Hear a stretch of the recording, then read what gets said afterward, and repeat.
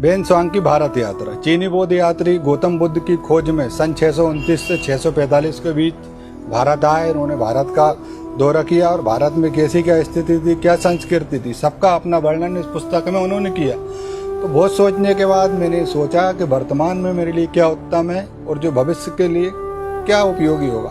तो बेनस्वांग की भारत यात्रा मैंने ये पुस्तक बुलवाई है। मैंने सोचा कि वर्तमान में मैं धन कमा लूँ, तो मैंने कहा वहाँ भी लोगों के नंबर लगे रखे हैं और धन के कारण एक व्यक्ति दूसरे को नीचे दिखाना चाह रहा है। जलन, ईर्ष्याभाव, भेदभाव की भावनाएं अपने मन में रखता है। इसमें किसी व्यक्ति की कोई गलती नहीं है। धन की परिभाषा और महत्व भी यही है जिससे लोग अपरिचित हैं।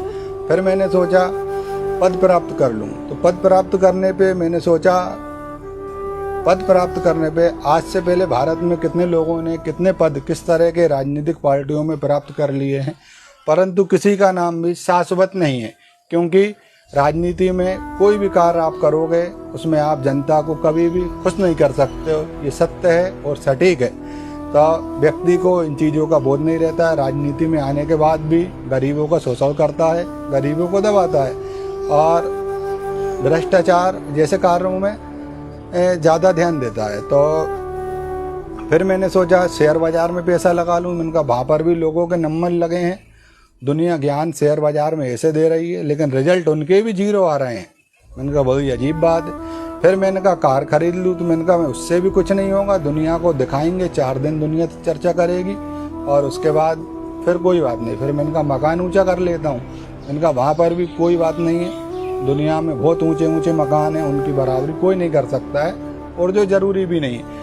तो फिर बहुत सोचने के बाद मैंने पुस्तक बुलवाई है। एक चीनी एक व्यक्ति था, 15 वर्ष चीन से भारत में रहा और यहाँ माता पिता अपने बच्चों को 15 मिनट घर से दूर नहीं जाने देते हैं। यही कारण है कि एक बच्चा डरा हुआ रहता है और सहमा रहता है, क्योंकि उन माता पिताओं को एक ही भय सताता है कहीं ऐसा ना हो कि बच्चा मृत्यु को प्राप्त हो जाए।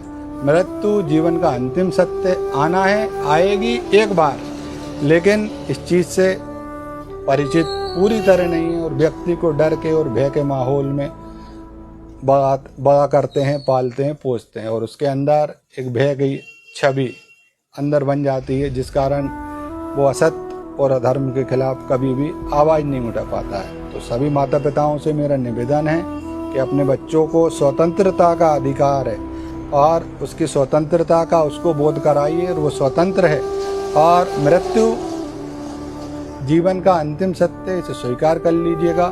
और प्रत्येक मनुष्य जीवन में नई नई ऊंचाइयों को छू सकता है। प्रत्येक मनुष्य की प्रतिभा अद्वितीय है और नकल घातक है। इस चीज़ का भी बोध सभी को होना चाहिए। और मनुष्य ने जन्म क्यों लिया है, किस लिए लिया है, इस चीज़ को जानने के लिए उसे अपने अंदर यात्रा करनी चाहिए। लेकिन वहाँ पर उसका ध्यान नहीं है, क्योंकि भौतिक सुखों में एक को नीचा करके ऊपर पहुँचने की जिद पर खड़ा हुआ है। लेकिन जहाँ पर सफलता किसी को नहीं मिली है, मनुष्य तुझे भी नहीं मिलेगी। ये बात सत्य है और सही है। जय श्री राम।